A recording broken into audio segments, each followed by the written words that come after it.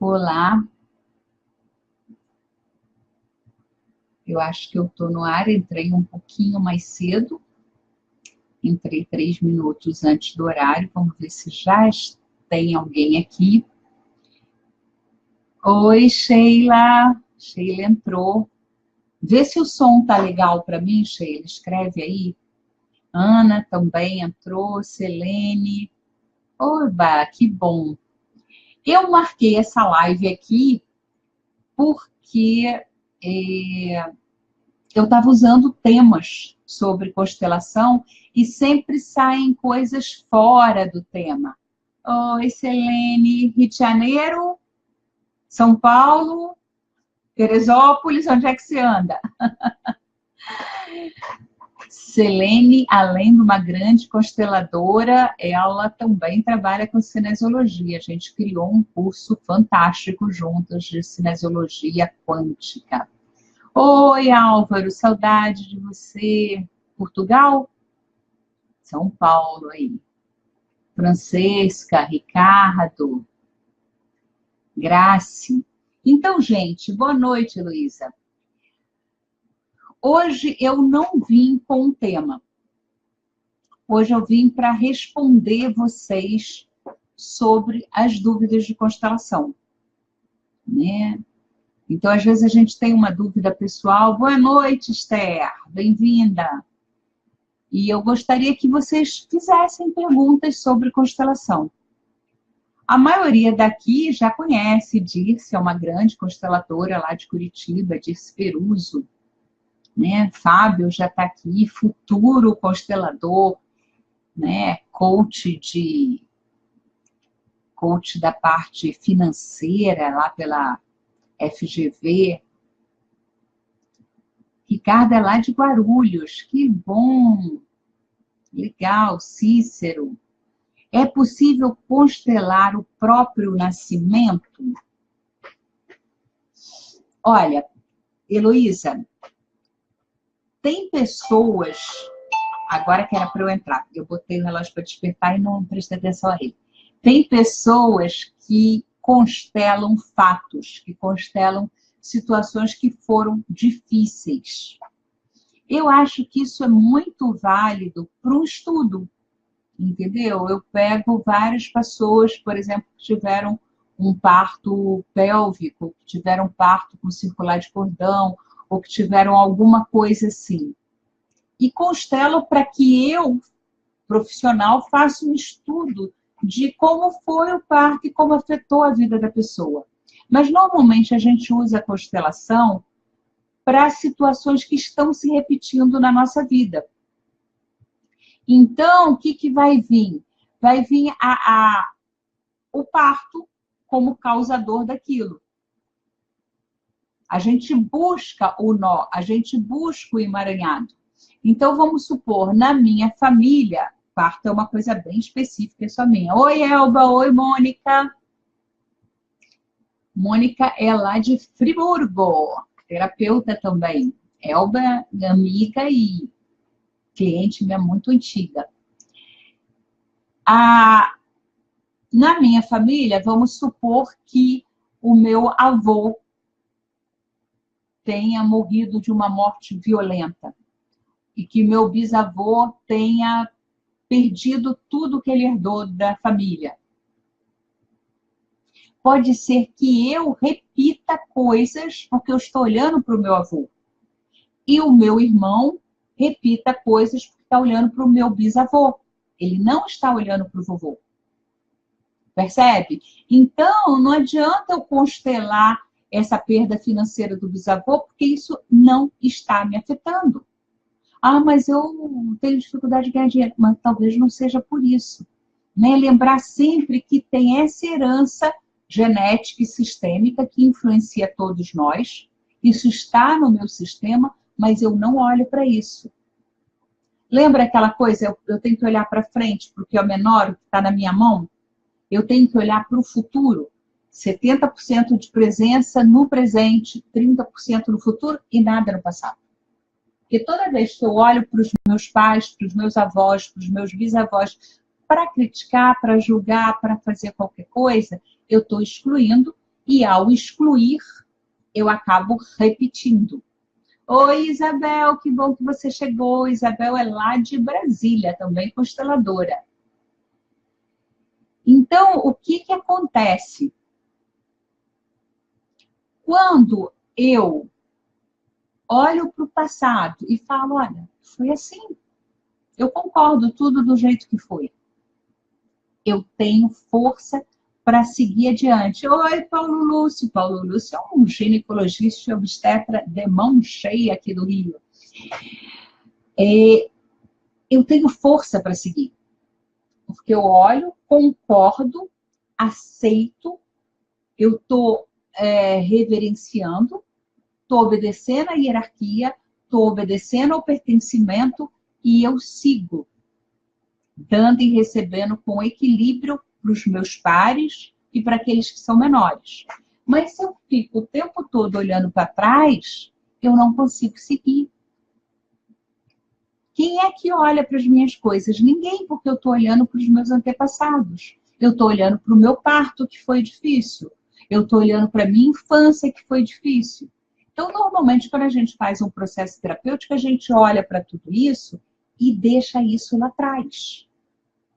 Mas se eu olho para tudo isso para atualizar no presente, para ficar revivendo no presente, não é legal. Dá para eu constelar o meu próprio parto? Sim. Se foi um parto muito difícil, eu posso simplesmente olhar para isso e falar, mamãe, foi difícil para você também. Foi difícil para nós duas, mas você é a grande e eu sou a pequena. Eu sou grata e daqui eu sigo. E eu aceito tudo do jeito que foi. A técnica de rebirthing, a técnica de renascimento, né? Fala muito assim, do jeito que foi o teu parto, assim vai ser a sua vida. Então, aquele parto foi, pum, cuspido, escarrado, encarrara, né? Esculpido, encarrada. A gente fala cuspido, escarrada. Aquele que passou batido, normalmente as coisas na vida daquela pessoa são rápidas. Aquele parto que foi moroso, que foi difícil, não sei o quê, normalmente as coisas são bem lentas, bem difíceis. Então, é uma técnica que presta muita atenção ao parto e faz o rebirthing, o renascimento, para liberar e você poder renascer, rebirthing, de uma forma diferente. Oi, Isilda, tudo bom? Isilda também é consteladora. E então, não é a melhor técnica usar a constelação familiar, mas pode ser feita. E pode ser feita de uma forma muito linda e muito simples, que é concordar com o que foi do jeito que foi e parar de carregar esse peso. Não sei se eu respondi a tua pergunta, mas é por aí. Gente, vamos botar mais perguntas aí? José Ney, Marta, Guto, Terezinha. Oi, Terezinha. Terezinha também é consteladora, Volta Redonda. Fernanda. Dúvidas? Gente, vamos participar aí. Estamos em 18 pessoas aqui na sala, vamos fazer pergunta. Vamos aproveitar para esclarecer dúvidas acerca da constelação. Outro dia eu estava falando do meu caso, né? Que o papai morreu há pouco tempo e que a mamãe pensava em vir morar aqui em casa. E a pessoa falou assim, mas você não quis que ela morasse na sua casa. Então você não obedeceu a sua mãe. Sim, eu não obedeci a minha mãe. E hoje ela está ótima. Hoje ela está grande. Hoje ela está na plataforma dela. E se ela estivesse aqui, teria causado o quê? Uma desordem. Porque eu sou uma adulta. Eu tenho 60 anos. Eu não sou uma menina para ela vir aqui para casa para cuidar da minha casa. Se ela vem para minha casa, que é também o meu escritório, é também onde eu trabalho, ela vai estar fora do lugar dela. Ela vai estar num quarto, vai ter o banheirinho dela, vai ter o espaço dela, mas não a casa dela. Ela é a grande. Se ela tivesse com demência, se ela tivesse com problema para andar, se ela tivesse com uma série de problemas, eu é que deveria arrumar uma maneira de ir para lá, porque ela estaria na casa dela e eu estaria cuidando dela. Né? A gente, semana passada, falou de como cuidar dos pais idosos. Mas ela não pode vir para cá, porque a casa é minha. E ela ia ficar pequena. Ela seria uma hóspede e deixaria de ter o território dela. Então, quando alguém te pede alguma coisa que burle o sistema maior, a desobediência é necessária, porque ela estava querendo se fazer pequena e eu a grande. Né? Então, eu estou com o cartão de conta bancária dela, porque a pensão ainda não saiu, porque tudo era em débito automático na conta do meu pai. Então, até as coisas entrarem em débito automático, eu vou ficar com o cartão. Ela falou, mas eu não quero esse cartão, não. Depois que sair, você controla o dinheiro. Eu falei, não, mamãe, eu não controlo o teu dinheiro. Você controla o seu dinheiro. Eu posso, uma vez por semana, olhar o teu extrato para ver se tem alguma coisa errada, se tem alguma coisa fora, para ver se tudo continua em débito automático. De vez em quando eles tiram. A NET, não, a Sky. A Sky fez isso 2 vezes.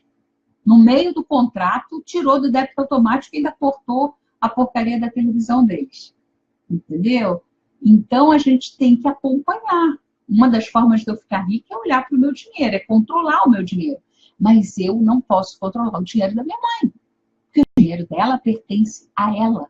Eu posso revisar as coisas que ela fez. Ah, Sandra, mas minha mãe é maníaca, compulsiva, e ela sai por aí comprando a torta e a direita e a gente fica cheio de dívidas, porque ela compra o que não tem. Ah, nesse caso, é uma outra situação. E quem deveria controlar seria o marido dela. Ah, meu pai já morreu, seria a irmã dela, seria alguém do mesmo tamanho dela. Porque senão fica pesado para o filho ter essa responsabilidade sobre o dinheiro dos pais. Percebem isso? Dúvidas? Eu estou falando sobre isso porque foi uma dúvida da semana passada. Ah, isso! O Fábio está botando aí o link para a aula inaugural do nosso curso de extensão em constelação familiar semipresencial. Né? Vai ser dia 28 deste mês, vai ser uma quinta-feira às 8 horas. Você só tem acesso à aula pelo link, a aula é de graça. A gente vai falar de 12 elementos super importantes. Se você nunca viu constelação, se você não entende nada de constelação, se você assistir essa aula, você vai sair de lá entendendo. Agora, se você já é constelador, também vá assistir essa aula, porque você vai ter dicas bem interessantes, que de uma forma bem sintética, eu vou falar dos 12 elementos principais no trabalho de constelação. Então, se inscreve aí. Sueli, boa noite. Você ministra ou indica algum curso de constelação familiar no Rio de Janeiro? Sueli, eu eu não dou curso aqui no Rio, e nem conheço nenhum aqui no Rio, tá? Então, como eu não tenho tempo e nem estrutura para organizar cursos, eu não dou curso aqui no Rio. Nem constelação em grupo eu faço aqui no Rio. Porque aí eu teria que alugar a sala, teria que ver quem é que vai receber pagamento, preparar coffee break, cuidar disso tudo. Eu não tenho tempo para isso, eu não consigo fazer isso. Então, eu trabalho mais em São Paulo, porque o pessoal da Ponto C organiza os meus cursos. Como o pessoal do Instituto Luz organizou os meus cursos por 5 anos lá em São Paulo. Né? E aí, para não ter que ir durante 1 ano a São Paulo, porque tudo agora está assim, super rápido, a gente criou esse curso semipresencial, que é a primeira vez que eu estou fazendo essa modalidade, e eu acho que vai ser muito bom e vai sair mais barato do que era antigamente.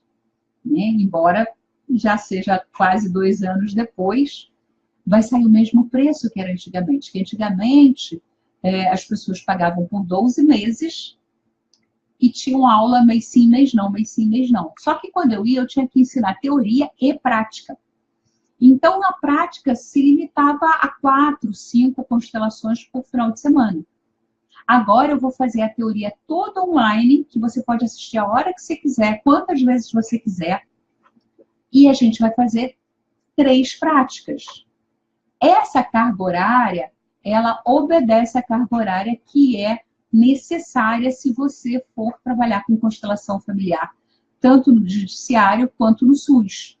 Porque agora já está entrando, ainda está em trâmites para ver como é que vai ser, mas a gente já viu a legislação como é que está proposta e a gente já botou essa carga horária. Então, presencial é sexta-noite, sábado das 9 às 5 ou 5h30 e domingo também das 9 às 5h30 em São Paulo. Ai, Sandra, por que você não faz aqui no Rio, já que você mora no Rio? Para mim seria muito cômodo. Se tiver uma equipe que produza, que divulgue, que faça todo esse trabalho, eu com certeza faria aqui no Rio também. Mas eu não faço e não conheço ninguém. Heloísa, vejo você e a Andréia sempre falando em liberar. Mas como eu posso liberar algo e seguir? Ok, vou falar sobre isso. Eu vou ler as outras perguntas, porque depois isso aqui corre, eu perco as perguntas, eu não vejo mais. A outra coisa, Sueli, se você quiser fazer esse semipresencial, tem bastante gente aqui do Rio indo. Oi, Fernando. Fernando Maia entrou. Fernando Maia trabalha com cinesiologia quântica, foi meu aluno. Isilda, questões financeiras e profissionais em um rapaz homossexual. Bom, vamos primeiro responder a Heloísa, que ela diz que Andréia e eu falamos muito de liberar. Como é que eu libero? Eu libero olhando, ouvindo, sentindo tudo aquilo e concordando. A única forma de liberar é concordar. Concordar e aceitar. Isso significa tomar tudo que foi do jeito que foi. Até porque o que foi, foi. Eu não tenho como mudar aquilo. Aquilo já aconteceu e aquilo foi daquela forma. Eu ficar presa nesse passado e falar, eu sou assim porque a minha mãe não me deu de mamar. Eu sou assim porque meu pai foi embora e eu nem conheci. Eu sou assim porque o meu pai come de boca aberta. Eu sou assim porque a minha mãe é muito alta, porque a minha mãe é muito baixa. Quantos anos você tem? 3? Você paralisou naquela idade. E você está esperando que alguém te dê alguma coisa que não pode mais te dar. E não pôde te dar naquela época. Se aquela pessoa pudesse te dar naquela época, ela teria dado. Ponto. Mas se ela não deu, é porque ela não tinha para dar. Eu só dou aquilo que eu tenho. Eu não posso dar mais do que eu tenho. E o papai e a mamãe fizeram a parte dele em que momento? No momento da concepção. Que eles criaram todo aquele aglomerado genético que me tornou quem eu sou. Porque se fosse um outro papai ou uma outra mamãe, esse aglomerado genético seria diferente, não ia ser a Sandra, ia ser uma outra pessoa. A mamãe foi além, ela me carregou 9 meses no ventre. Um pouquinho mais, talvez, um pouquinho menos algumas vezes. E ela correu risco. Toda gravidez é um risco, cada vez menor, porque a medicina está muito boa, mas é um risco. O parto é um risco de vida para aquela mulher. E ela fez isso para que eu estivesse aqui. E isso basta, eu estou viva e eu tenho que ser grata. Então, eu estava trabalhando essa semana com uma pessoa cuja a mãe ou o pai foi criado tia. Ele desapareceu no mundo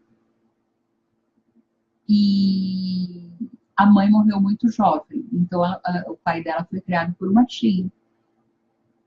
E ela chamava essa tia de avó. E honrava essa tia e o marido dela como avós. Não são. Eles podem dar muito amor.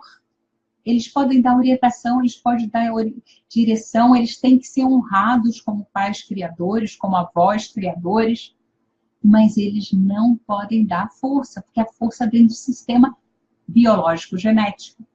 É esse sistema ao qual vem a força. E um monte de coisa estava dando errado na vida dela por causa disso. E ela não me contou isso. Ela me contou, falando daquela coisa lá da questão de trabalhar o nascimento. Ela me contou o problema que ela está passando agora. Ao trabalhar com o problema que ela está passando agora, ela botou o bonequinho lá e falei, me fala do seu avô, do pai do seu pai. Ela falou, não sei quem foi, ninguém sabe, ele sumiu. Ah, e que mais que aconteceu? A sua avó, é porque a vovó não sei o que. Não, mas essa vovó que eu estou falando não é a avó biológica, porque a avó biológica eu também só vi uma vez, nem sei quem é. Ela excluiu o vovô, porque ele foi embora, e ela excluiu a vovó porque ela só viu uma vez e não criou o pai dela. Ela fez 2 exclusões ali muito importantes. Como é que o sistema dela tem força com essas exclusões? A força do masculino não estava vindo. A gente estava trabalhando, Isilda, uma questão ligada ao financeiro. Né? Ela falou que ela é advogada, já tem 14 anos, e patina e não sai do lugar. Ai, Sandra, quer dizer que se eu constelar, eu vou ser próspera financeiramente. Calma, calma, muita calma nessa hora. Você faz terapia? Você faz coach? Você sabe para onde você vai na sua vida? Então, com certeza, você vai fazer a constelação e vai deslanchar. Mas você nunca fez nada. Esse emaranhado que aconteceu lá no passado pode ter criado uma série de crenças limitadoras que estão te limitando hoje e que precisam ser vistas e trabalhadas. A constelação é um momento pontual onde você vai identificar a causa, o emaranhado, o nó, e vai desfazer em que nível? No nível da energia. Para chegar ao nível físico, ao nível de manifestação, é importante que o cliente veja o que está sendo mostrado. Veja de uma outra forma aquela situação que antes ele nem sequer percebia ou percebia de uma forma equivocada. Né? Essa semana eu mandei para algumas pessoas, quem não recebeu, pede aí, né, que o Fábio manda para você. Todo mundo que está se inscrevendo para a aula gratuita do dia 28 está recebendo a história das moedas, que é uma história do John Garrida, que é uma metáfora dos nossos pais, que é fantástica. Né? Então, é muito importante que eu tome essas moedas que vieram dos meus pais, ou seja, a vida, o sistema que veio dos meus pais, sejam moedas de ouro, de prata ou até de barro. São essas as que vão me satisfazer. Nenhuma outra pessoa no planeta, nem meus pais criadores, nem os meus amores, nem os meus filhos, vão poder preencher aquilo que só papai e mamãe biológicos podem preencher. Tá? Então, Isilda, as questões financeiras e profissionais têm muito a ver com tomar pai e mãe, porque foram eles que nos sustentaram quando nós nascemos. Não, mas eu fui criada por uma outra família. Sim, mas quem sustentou a sua vida dentro do útero, a sua vida material, a tua genética, a vida, foram seus pais. Depois que você nasceu, você pode ter tido 2, 3, 4, 5 famílias criadoras. Ah, não, porque a gente morava com a mamãe, a vovó se metia, a minha tia também era meio minha mãe, e não sei o quê. Então, tem umas famílias assim, que tem umas 3, 4 mães simultaneamente. Na minha mesma tem. Meu tio, né, ele era filho da irmã da vovó. Só que ela estava internada por causa da tuberculose. O marido dela também. E Quando ele nasceu, ele foi afastado e foi criado pelos meus avós, desde que ele nasceu. Então, as irmãs já estavam adultas. Mentira. A mais nova tinha 16, 17 anos, 18, 19, eram adolescentes, já quase adultas, quando ele chegou. Então, é o xodozinho. Então, ele teve 5 mães. Pelo amor de Deus, na realidade 6, porque tinha a moça que trabalhava lá.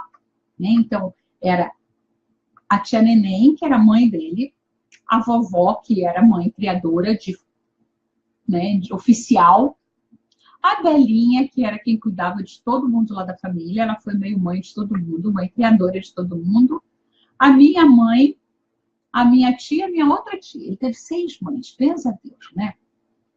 Agora, de quem que ele pode tomar força para ser produtivo, para ter uma boa profissão, para ter sucesso na vida? O sucesso tem a cara da mãe. Que mãe? Dessas 6? Não, da mãe biológica. E para que ele tenha estabilidade profissional, ele tem que pegar o pai também. É o yang que abre o caminho, é o yang que penetra, é o yang que vai. Por isso o Hellinger fala, a mulher segue o homem e o homem segue a mulher. É o masculino que abre o caminho, ele está a serviço desse abrir o caminho, e a mulher segue esse homem. O feminino segue esse yang. Eu sou feminina e masculina. Você, independente de homem ou mulher, é feminino e masculino. É a tua parte yang. Se você tomou o empoderamento dos homens da sua família, que vai abrir o caminho. Mas se você negou o papai, negou a mamãe, se você não liberou isso e continua em guerra com ele, com eles, você não tem como abrir caminho na vida. Se quem você negou foi a mamãe, você continua olhando para a mamãe e falando, ela não podia ter feito isso, ela não devia ser assim, ela não podia ter aceito todos os desaforos do papai, ela foi muito submissa. O que você está fazendo? Deixando de tomar o poder das mulheres da sua família. Então, vai ser difícil ter sucesso assim. Entendeu, Isilda? Agora, a questão homossexual é outra coisa. Né? Vamos pensar no seguinte. Eu sou homossexual. Eu gosto de transar com pessoas do mesmo sexo que eu. Isso é uma orientação sexual. Hoje em dia, o pessoal está falando muito nessa questão de gênero. Existem 2 gêneros. Não pode ser diferente, isso é biologia, gente. Existe o gênero masculino e existe o gênero feminino. Eu sou mulher, eu tenho um corpo de mulher, eu tenho um genótipo de mulher, eu tenho até um fenótipo de mulher também, e eu gosto de transar com homem. Eu sou cisgênera. Eu acho que eu sou mulher e eu tenho um corpo de mulher. Agora, eu tenho corpo de mulher, eu tenho fenótipo de mulher, mas eu acho que eu sou um homem. Eu sou transgênera. Tá? Então, eu me identifico com o meu gênero genético ou eu não me identifico com o meu gênero genético. Ok? E tem uma outra coisa que é a minha direção, a minha preferência sexual. Eu vou ser homossexual se eu gosto de pessoas do meu mesmo sexo e eu vou ser heterossexual se eu gosto de pessoas de sexo diferente. Ou eu sou bissexual porque eu gosto tanto de homem quanto de mulher. Para ter relações sexuais. Porque a gente está falando de sexo. E isso não tem nada a ver com a parte sistêmica. Ah, Sandra, mas eu ouvi falar que tem. Sim. É muito comum de só ter mulheres na minha família e uma das minhas irmãs, ou eu, me identificar com o ex-amor da minha mãe, que a perdeu para que a gente nascesse. E aí eu me identifico com ele e eu tenho um... Se eu consigo terminar esse vídeo... Então, será que ainda tem alguém aí? Gente, eu tô sem quatro. Foi interrompida a gravação. Eu não sei nem se vai ficar gravado. Simplesmente a minha internet saiu do ar. Ontem aconteceu a mesma coisa. Eu estava baixando um programa e saiu do ar, né? Então, vamos ver. A Vilma já chegou aqui. Não sei se vai chegar mais alguém. Oba, Esther, Márcia, Michele. O pessoal está chegando. Essas coisas, né, da instabilidade. Eu tentei fazer pelo celular, mas o 4G não aguentou fazer o vídeo online. Então, eu estava falando sobre homossexualidade e não homossexualismo. Não é uma doença, é uma preferência sexual, é uma direção sexual. Quando eu falo, não dá para a gente falar em... Ah, legal, Vilma. Não dá para a gente falar em gênero, porque a gente nasce homem e a gente nasce mulher. Esse é o gênero, isso é biologia. Mas o que acontece? Eu me identifico com o meu gênero ou eu não me identifico. Isso se chama cisgênero e transgênero. Falar aqui que a gente nasce sem identidade sexual é muito ruim para as crianças. Desculpe, eu tenho que falar sobre isso.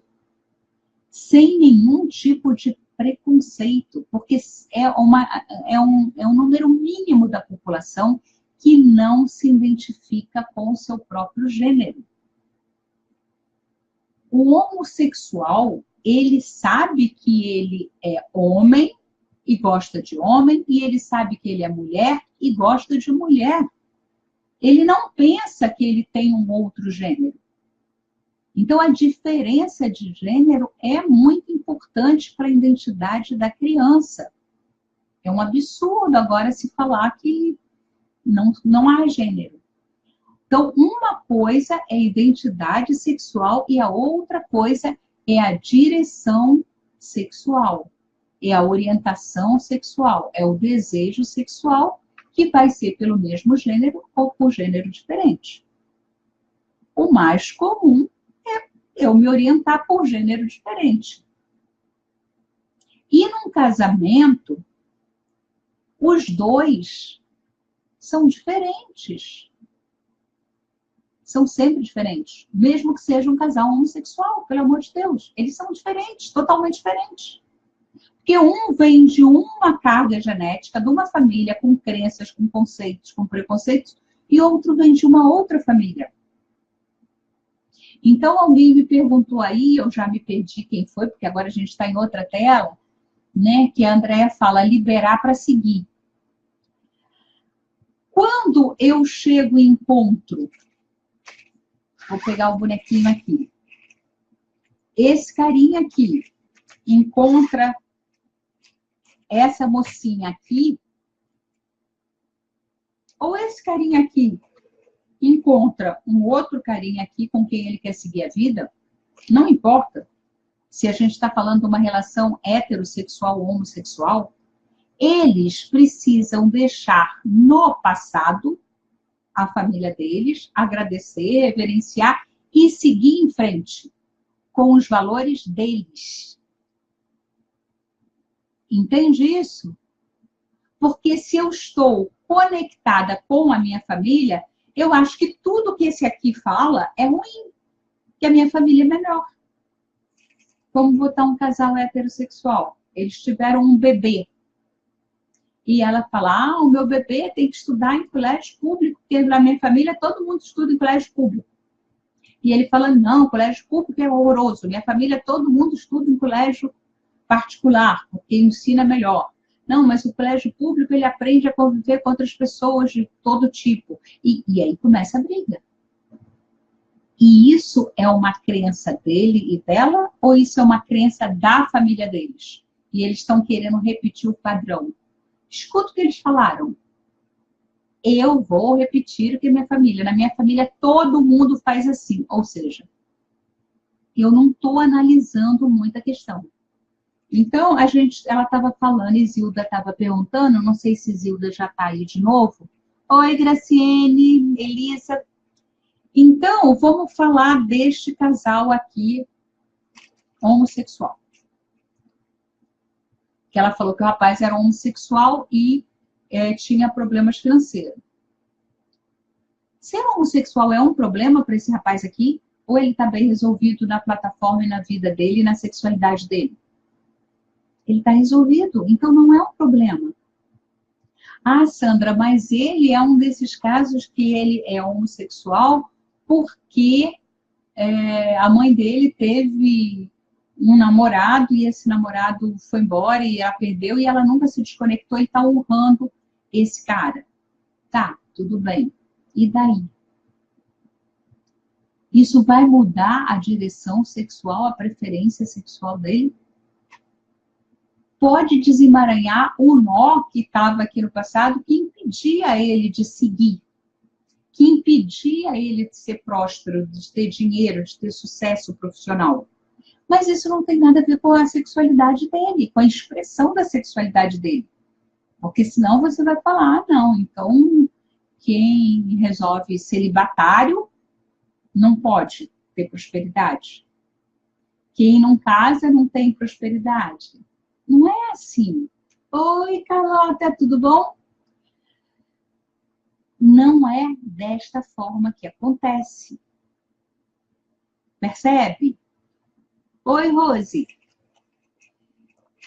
Não importa se eu expresso a minha sexualidade de uma forma heterossexual ou de uma forma homossexual.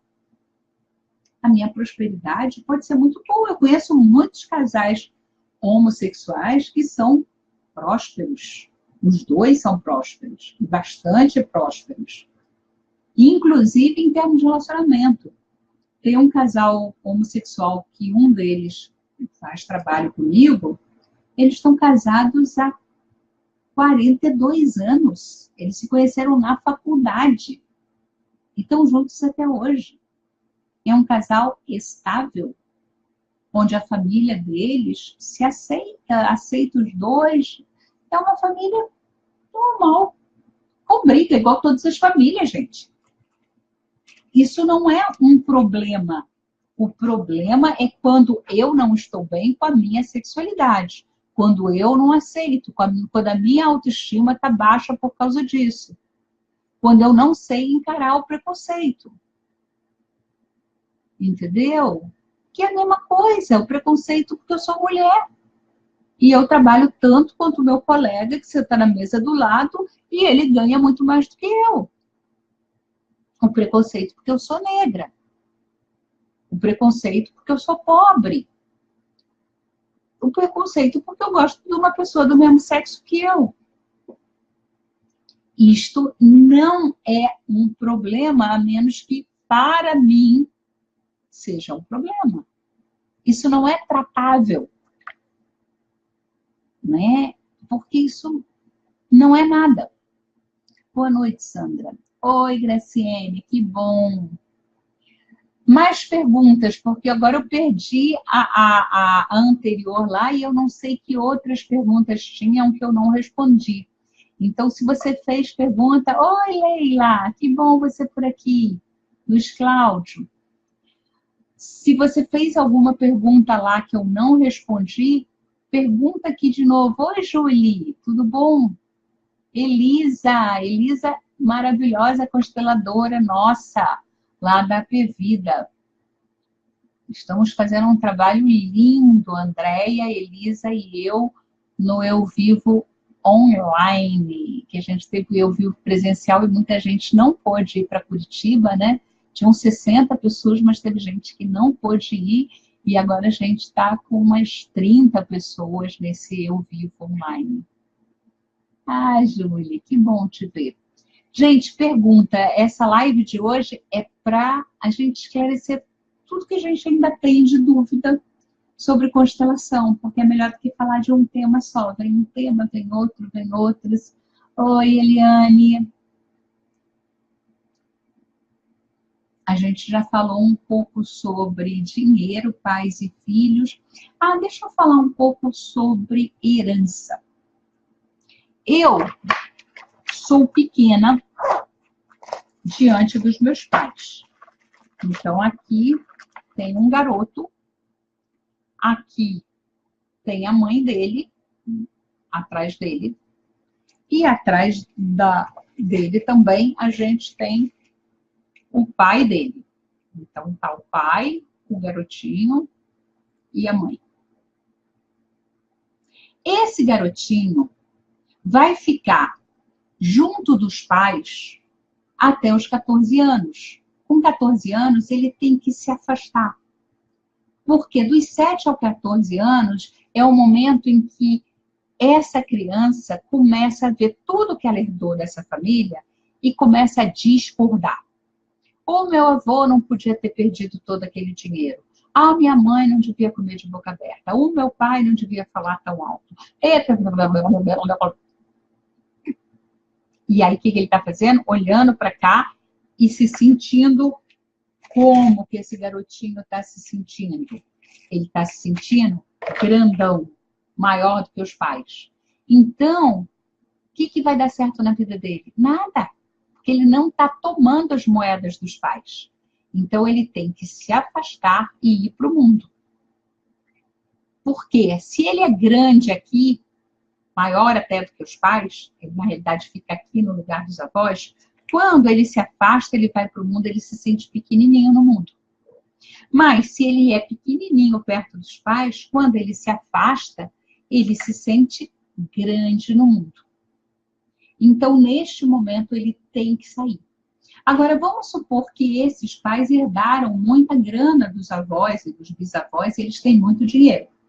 Esse menino aqui, em vez dele ir para o mundo grande, ele vai para o mundo pequeno, não faz meleca nenhuma da vida, não tem sucesso nenhum, porque quando eles morrerem, eu vou ficar com tudo. Ele foi para o mundo? Não, ele ficou aqui, ó, no mundo dos mortos. Porque ele quer ganhar o que os mortos têm. Percebe isso? E isso é muito ruim. Se eu vivo a minha vida bem mediocremente, bem mais ou menos, porque quando meus pais morrerem, aí eu vou ter muita grana. Ou eu vivo a minha vida dependendo da grana do meu pai e da minha mãe. Eu não faço nada. É diferente. Eu trabalho com meu pai. É diferente. Eu estou produzindo dentro da empresa da família. Ótimo. Mas se eu não faço nada e dependo do papai, eu tenho 40 anos e ainda moro com papai e mamãe. Não, Sandra, eu não moro com papai e mamãe. Mora no apartamento do papai e não paga nenhum condomínio? Pelo amor de Deus, você mora com papai e com a mamãe, só não está na mesma casa física. Então, é muito importante que esta criança cresça e resolva os problemas que ela cria. E deixe os pais aqui atrás. Os pais vão ser sempre grandes. Ele pode sempre voltar para pegar mais. Mais dinheiro não, mais força, mais energia, mais poder, empoderamento masculino e feminino, para seguir para o mundo. Eu só olho para trás para agradecer e tomar mais vida dos meus pais, mais poder dos meus pais e seguir adiante. Porque a maior herança que meu pai e minha mãe podem me dar é a vida. E a vida plena são os dons, os talentos que eu herdo deles. E não é dinheiro. Dinheiro acaba. Porque dinheiro é uma energia que foi gerada por quem? Por eles. Eu tenho que saber gerar essa energia. Por isso que as pessoas recebem heranças enormes e perdem tudo. Ganham na loteria e perdem tudo. Porque elas não sabem movimentar a energia do dinheiro. Herdar não é ter. Ter é gerar. É o dinheiro que eu conquistei. Lembra? Tem o dinheiro herdado, o dinheiro conquistado e o dinheiro que vem do universo. O dinheiro que vem da sociedade. Né? Esse gerar é muito importante. Tem uma pergunta aqui. Sandra, no caso, uma pessoa que sempre se dedicou à vida profissional, estruturou sua vida sem ter filhos e, de repente, engravida por desejo. Como fica a situação? Lembro uma vez que você citou que precisa abrir mão de uma coisa para se dedicar a outra. Não, Ju. Ju é minha aluna. O que eu falei foi o seguinte. Eu não tenho filhos. Eu tenho 60 anos e eu não tive filhos e foi uma opção. Porque eu não queria perder nada. E a profissão que eu exercia antigamente, que era medicina, e eu era obstetra, e eu era ginecologista, não me permitia ter filhos. Eu ia ter filhos para deixar em casa à noite com o marido, que era pediatra, que também ia fazer a sala de parto comigo, ia ficar difícil. Tinha que ter uma babá, tinha que ter não sei o quê, ia ter que deixar com mãe. Eu optei não ter filhos. E essa foi uma opção difícil.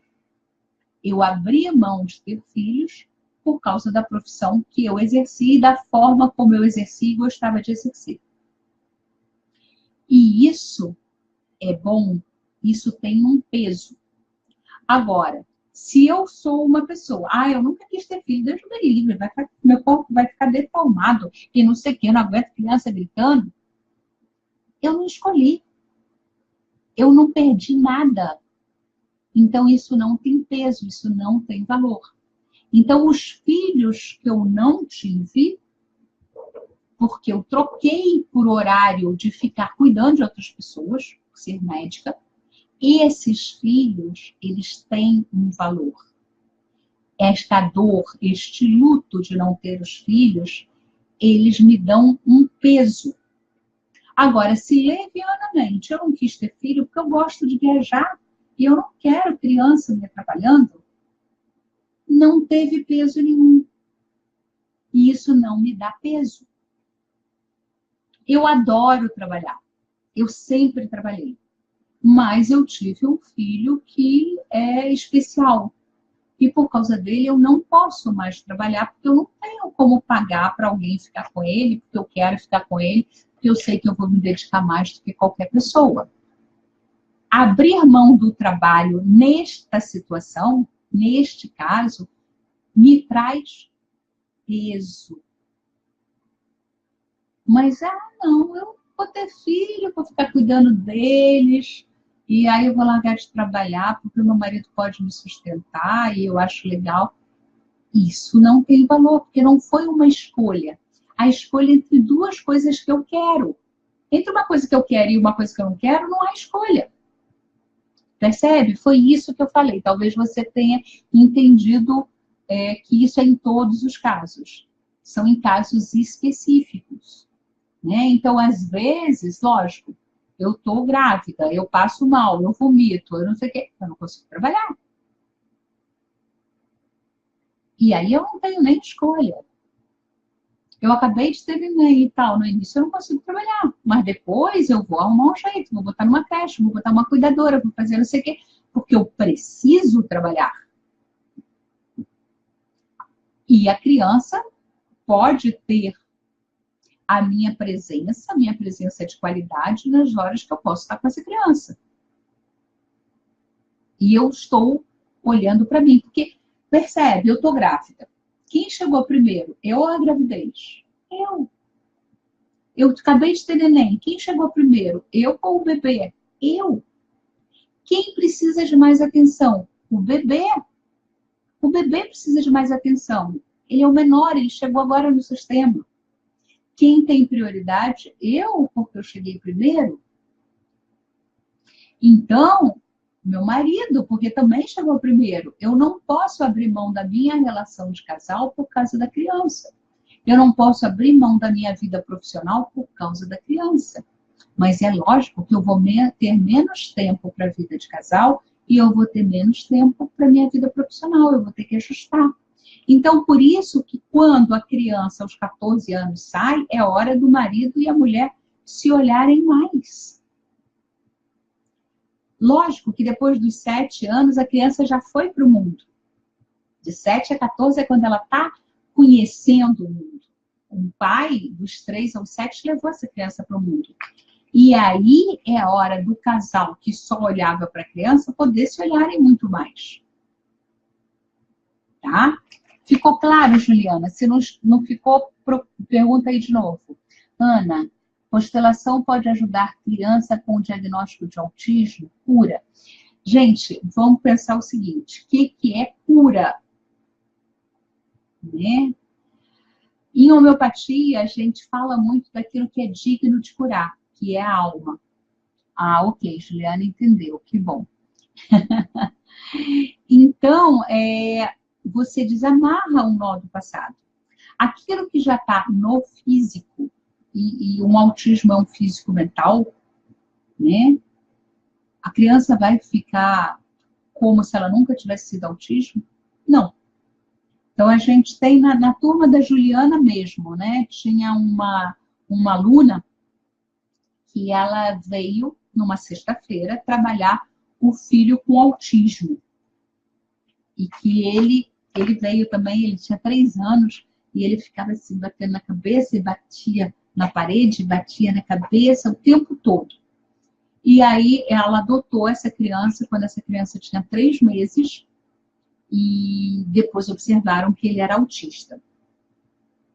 Então, a primeira coisa que eu fiz foi sintonizar os pais biológicos com os pais adotivos. E comecei fazendo isso com as mães, só com as mães. Quando a mãe biológica, a representante da mãe biológica, agradeceu a mãe adotiva agradeceu a mãe biológica e elas se abraçaram, o menino estava lá no fim da sala, ele veio correndo, abraçou a mãe e deu um beijo nela, que a mãe estava sentada, né? A criadora. E eu fiquei muito impressionada com o movimento, porque foi simultâneo. As representantes se abraçando e ele vindo abraçar a mãe criadora. Como se falasse, agora eu posso te amar, porque agora está todo mundo pertencendo ao sistema. Foi lindo. E essa menina falou, nossa, eu preciso saber mais disso. Eu falei, olha, daqui a 2 meses eu vou voltar aqui. E se você puder vir na sexta-feira à noite para me contar como é que tá e tal. Ela falou, mas eu quero fazer esse curso. Quando é que ele começa? Eu falei, hoje à noite. Eu vou fazer. E hoje ela é uma consteladora. E aí, uns 5 meses ou 6 meses depois disso, a gente constelou de novo essa criança. A questão da fala. Né? E foi muito emocionante, eu tenho esse depoimento gravado, que ela falou assim, eu cheguei em casa e ele falou, mamã. Foi a primeira palavra que ele falou, ele já estava com 4 anos de idade. Ele é uma criança sem problemas? Não, ele é uma criança autismo, com um grau pequeno de autismo, mas teve melhoras depois do trabalho da constelação. Eu tive muita experiência com cinesiologia com crianças com síndrome de Down. Eu tratei uma e depois vieram várias da mesma escola, que tinham um progresso e estabilizavam, tinham um progresso e estabilizavam. E normalmente eu as mantinha com o floral. E aí era muito interessante, porque parava de se agredir, conseguia amarrar o cadastro de sapato, conseguiam se vestir sozinhas. Aí parava o floral, regredia isso tudo. Voltava a agredir os outros, voltava não sei o quê. Então, esse menino que eu estou falando lá de São Paulo, né, filho da minha aluna, ele nunca mais ficou batendo na cabeça. Nunca mais ele ficou com esse tipo de comportamento, desde a primeira constelação. Então, algumas coisas vão ser modificadas. Respondi para você, Carlota. Hoje, gratidão, Ju, também, por você estar sempre aqui. Sim, o caso da Vivi, é filho da Vivi. É um fofo, ele é um fofo. Está indo cada vez melhor e está sempre sendo trabalhado através da mãe. Né? E nesses casos, a mãe pode trabalhar para sempre. Né? No caso das crianças, eu gosto que a criança esteja, ela não precisa estar lá dentro, mas se você vai trabalhar a criança, é legal que a criança esteja no grupo. Se é individual, não é bom que ela esteja, porque fica muito mais pesado o individual, muito mais denso do que o grupo. Né? Mas pode-se trabalhar a criança, de preferência, até 7 anos, no máximo até 14. Depois de 14, não adianta mais. Quem tem que vir trabalhar é a criança, se ela permitir, se ela quiser. Mais alguma pergunta? Podem perguntar sobre tudo. qualquer dúvida, até se aquilo pode ser constelado ou não. Normalmente tudo pode ser constelado, porque a gente é um sistema, né? Agora é importante ver, né, que constelação familiar é constelação familiar. Tem leis na constelação: pertencimento, hierarquia e equilíbrio. Essas mesmas leis, elas são aplicáveis em qualquer sistema, mas elas são adaptáveis. Quando eu estou trabalhando um sistema organizacional, eu vou trabalhar uma empresa, você tem que fazer um curso de constelação organizacional, porque a constelação familiar não funciona na empresa. A hierarquia é quem chegou primeiro tem precedência. Então, o office boy que trabalha 5 anos naquela empresa tem precedência ao diretor-geral que foi contratado ontem? Claro que não. Porque a hierarquia dentro da empresa não segue a ordem de chegada. É outra coisa. Agora, todo mundo está falando de direito sistêmico. Lógico que se eu estou falando de direito de família, se eu estou trabalhando a parte civil de sucessão e de heranças e tal, quem trabalha com constelação familiar pode ajudar. Mas se é um processo que está há 12 anos parado, adianta eu trabalhar esta família, que provavelmente já foi trabalhada várias vezes? Não. A constelação aplicada ao judicial, ao direito, eu tenho que trabalhar o quê? O processo número tal, tal, tal.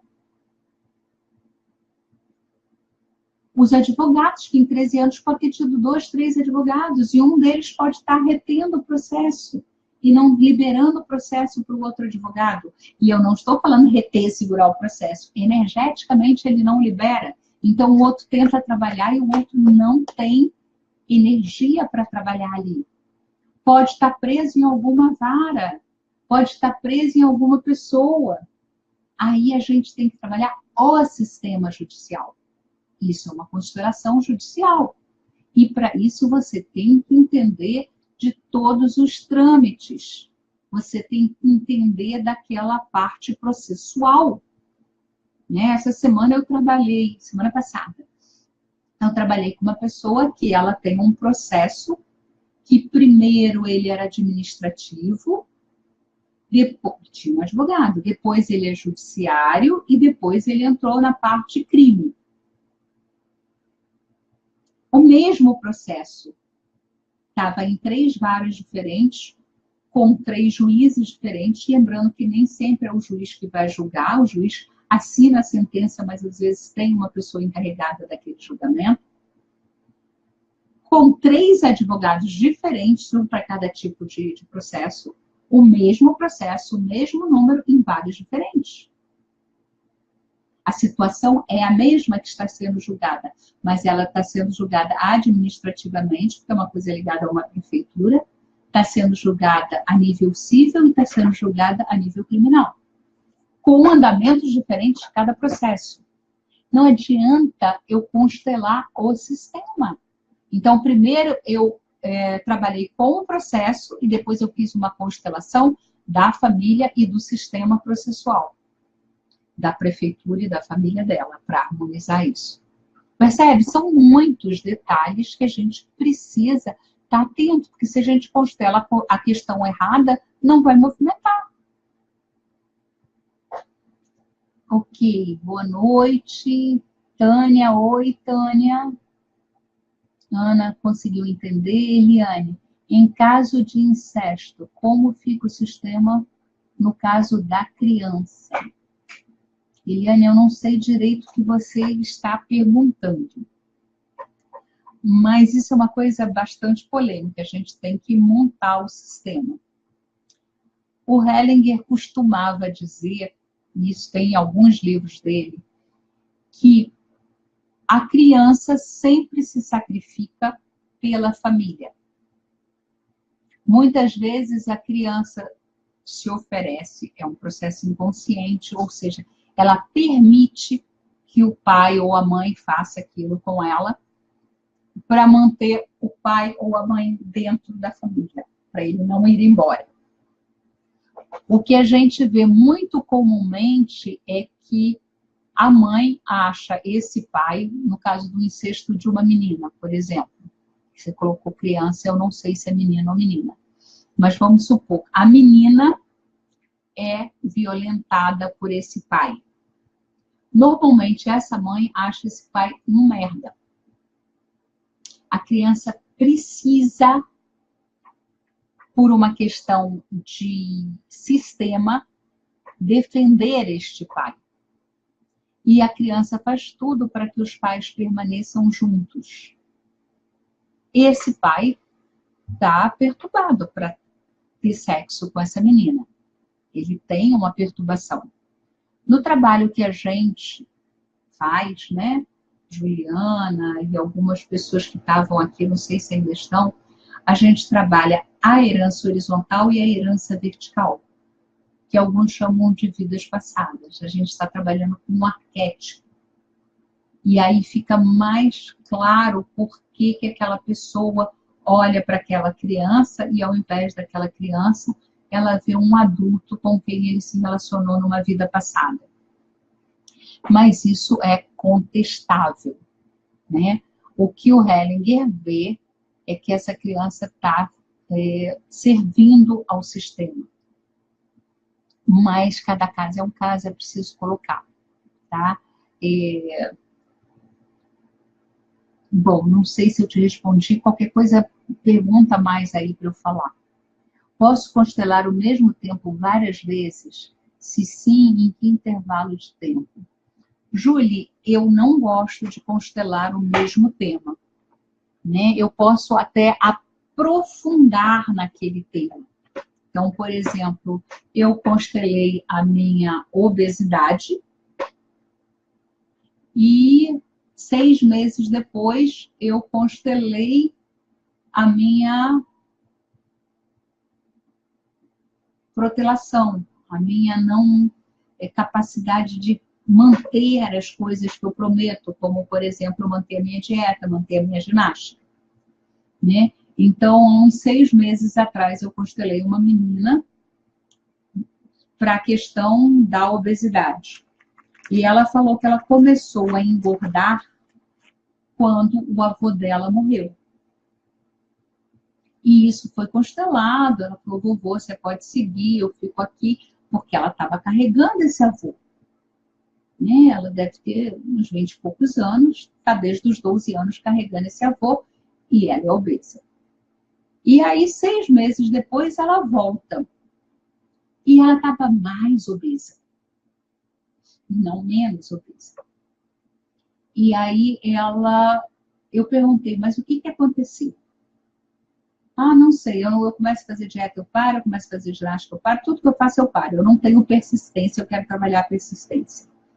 E eu falei, bom, quando é que você começou a engordar? Ah, quando o vovô morreu. Aí que eu lembrei que ela era aquela. Aí eu falei, ok. Mas isso a gente já foi trabalhado, né? Para que você quer emagrecer? Ah, minha família toda tem diabetes, tem isso, tem aquilo outro. O motivo era bom, era saúde. Eu falei, bom, o que tem aqui? Sem falar nada para ninguém, eu escolhi uma pessoa para representá-la, uma pessoa para representar a morte, uma pessoa para representar a vida. A pessoa que representava a morte ficou aqui. E a pessoa que representava a vida ficou aqui, ao lado da morte. Tá? E a pessoa que representava a menina ficou zanzando e parou aqui, querendo sair, só não saiu porque tinha cadeira. E como eu não fiz nada, ela veio andando e encostou a cabeça aqui na morte. Eu entrei em desespero, né? E aí eu peguei alguém para representar o avô e botei no lugar que ela queria sair e ela falou com o avô deu uma bronca nela, falou, você tem que estar viva na tua vida, você não tem que me seguir e tal, você me honra quando você fica na vida e tal, não sei o quê. E ela chorou muito. A representante não. A cliente chorava muito. A representante estava na energia só. Ela honrou esse avô, honrou a vida que recebeu dele, o avô virou de costas, e quando o avô virou de costas, na hora, eu esqueci desse detalhe, esse detalhe é lindo. Na hora que ela botou a cabeça aqui na morte, a vida que estava olhando para frente virou de costas para isso. Não quero nem olhar para isso. Então, quando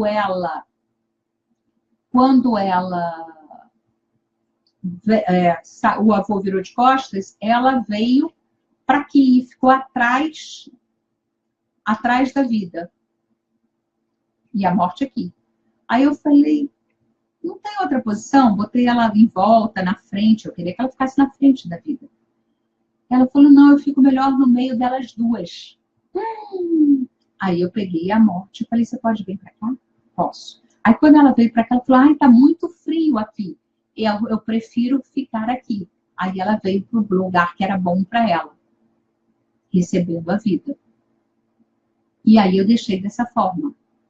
Então, o que acontece? Nem sempre, quando eu faço uma constelação, a pessoa que estava fazendo a constelação, porque essa dinâmica que eu fiz pequenininha aqui perto das cadeiras com a avó, a gente já tinha feito 6 meses antes, mas ela não tinha tomado no coração.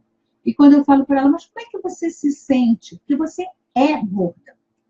Você está muito gorda. Ela mal sentava na cadeira. Eu fiz para doer mesmo. Você está gorda. Ela falou, eu não me sinto gorda. Falei, como é que aconteceu ela no espelho? Eu não me vejo gorda. Então ela está com negação. Ou seja, ela não estava na vida. Foi esta frase dela, eu não me vejo gorda, eu não me sinto gorda, a gordura não me dói. Então, para que ela vai eliminar essa gordura se ela não dói? Que eu falei, essa menina está morta. Então, eu botei a vida e a morte. E nenhuma das 3 representantes, e nem ninguém no grupo, sabia o que eu tinha colocado. Quando eu falei vovô, não sei o quê, o pessoal entendeu que essa bonequinha aqui era menina. Mas as pessoas ainda não sabiam quem era vida, quem era morte, nem que vida e morte estavam colocadas ali. Elas não sabiam quem eram, quem elas estavam representando. Entendeu? Então, às vezes, você vai trabalhar o tema de uma outra forma. Ficou claro? Ficou legal, Júlia? Oi, Tereza. Tereza é minha aluna, consteladora também. Eliane, entendeu? Legal. Eliane, são casos assim que é muito importante você constelar para saber realmente qual é o emaranhado. Por exemplo, muitos casos de obesidade, a pessoa come por um irmão não nascido, por vários irmãos não nascidos. A pessoa come por tios e tias que não nasceram, ou que nasceram e morreram logo. Comem porque a família passou fome na guerra. A família passou fome quando vinha para o Brasil, quando imigrou para o Brasil. Então, muitas vezes isso acontece. Mas outras vezes, não basta constelar. Tem sabotadores ali que fazem com que ela repita aquilo. Então, é importante um trabalho de coach de emagrecimento, ou um trabalho terapêutico para a gente ver quem são esses sabotadores que estão impedindo o emagrecimento. Né? Na questão, por exemplo, de ganhar dinheiro. Estava ligado lá o meu bisavô que perdeu tudo, não sei o quê, ou que foi lesado por alguém. Tudo bem, a gente trabalha isso. Mas quais são as crenças que você traz da sua família acerca do dinheiro e das limitações? Isso tem que ser trabalhado. Porque, percebe, eu tenho um sistema horizontal, a minha herança familiar, eu tenho um sistema vertical, que é a minha herança espiritual, é a questão do inconsciente coletivo, e eu tenho o meu presente, desde o momento que eu nasci, que eu fui colocando camadas e camadas de crenças que me limitam e que precisam ser olhadas e trabalhadas. Né? Então, não é um processo mágico. Eu vou fazer uma constelação e, nossa, liberei e estou leque de faceira para o resto da vida. Não, não é assim. Tem alguma coisa a mais. Rita, como posso constelar um amor não correspondido que leva a vida para a morte? Não entendi a segunda parte. Rita, é o seguinte, como é que eu constelo um amor não correspondido? Eu não estou constelando um amor não correspondido. Eu estou constelando uma relação de casal. E aí eu ponho a pessoa e a outra pessoa e vejo o que está por trás daquilo. Simples assim. Um monte de coisas podem estar por trás disso.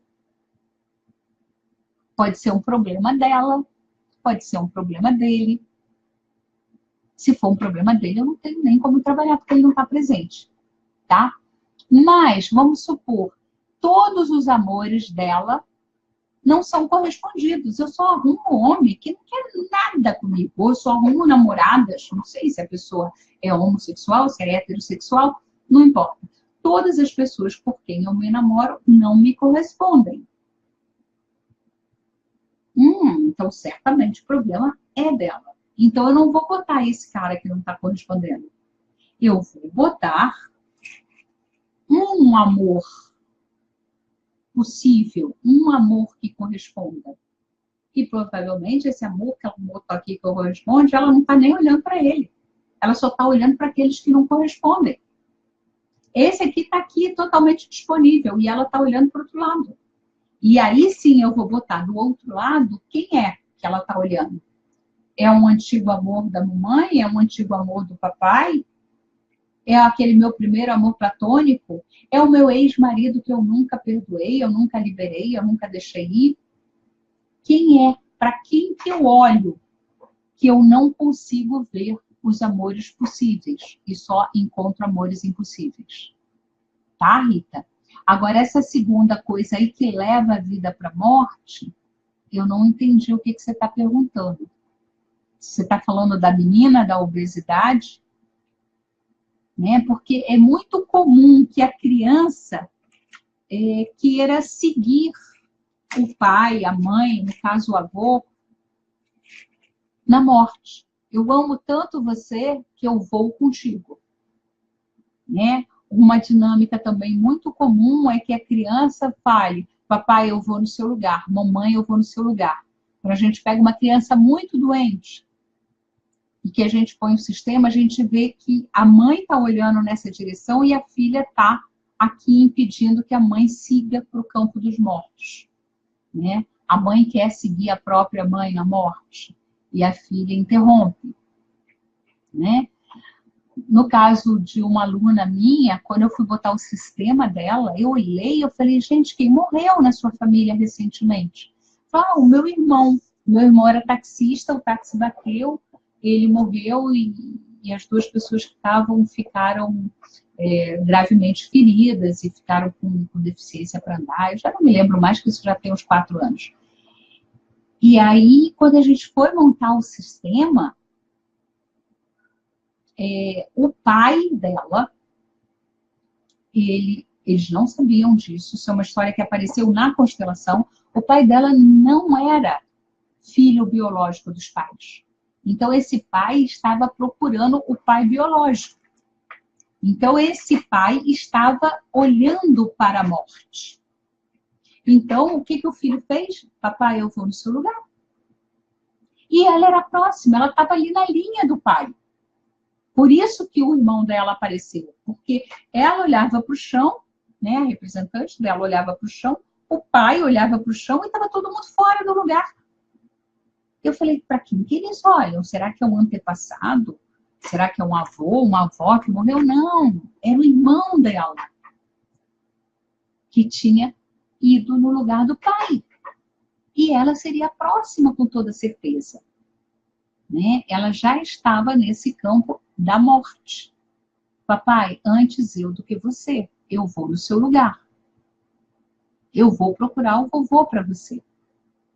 Tá? Hoje essa menina está super bem, uma ótima profissional, grávida, entendeu? Ela está em plena vida, ela começou a gerar vida, né? Quando ela no momento só gerava morte. Meu caso, nem consegui conhecer a constelação, caí de paraquedas no curso e salvou minha vida. É verdade, Ju, é teu caso, né? E foi uma coisa assim, eu passei o ano inteiro, eu olhava assim para ela e falava, meu Deus, será que ela está na vida ou ela está na morte? Será que ela já voltou para a vida ou ela voltou para a morte? Eu fiquei preocupada o ano inteiro com ela. Eu perguntava para as amigas, como é que tá? Ela está animada? Ela está criando projetos? Ela está fazendo coisas novas? Eu estava o tempo todo cuidando, né? E aí, quando eu fui dar o curso de hipnoterapia regressiva, eu falei, cara, essa menina ainda está na morte, ela tem que fazer uma coisa mais pesada, mais intensa. E aí ela foi fazer uma imersão dos 5 círculos do amor, que é uma imersão que começa às 7 da manhã, vai até às 23h45. Podia fazer em 2 dias, Sandra? A mesma carga horária? Podia, mas o teu cérebro começa a boicotar, né? Eu não deixo ele rebutar. Eu não deixo você dormir. Eu trabalho 12 horas seguidas para você entrar naquela imersão e não entrar em sabotagem. Uma exaustão física e mental que leva você a liberar muita coisa do teu passado e seguir para uma vida nova. Eu tenho certeza que isso foi um marco na vida dessa menina. Que a partir disso ela deu uma virada profissional, pessoal, né? Se posicionou no lugar dela, porque ela estava onde? Ainda na família de origem. Ainda na família de origem. Ainda na briga com os pais. Porque se o filho não vai para a plataforma dele, não se mantém na plataforma dos pais, ele já está muito pesado. Ele já passou dos 14, ele tem que sair. Se ele está aqui, ele vai querer tomar o lugar desses pais. E aí tem a briga. Se ele sai, ele constrói adulto na plataforma dele. Criança nessa, adulto na atual. Né? Ficou respondido, Rita? Ok. Olivia, que bom que você chegou. Mas a gente já está terminando, já estamos com 47 minutos. Eu nem sei quanto tempo a gente ficou na outra, mas acredito que uma meia hora também. Eu acho que esse formato ficou bem legal das pessoas fazerem perguntas, porque vem vários temas, né? Fica bem divertido. Esther, estou vendo que estou vivendo a vida do meu pai, só que olho para ele e não cresço. Sinto vivendo a vida dele e não a minha.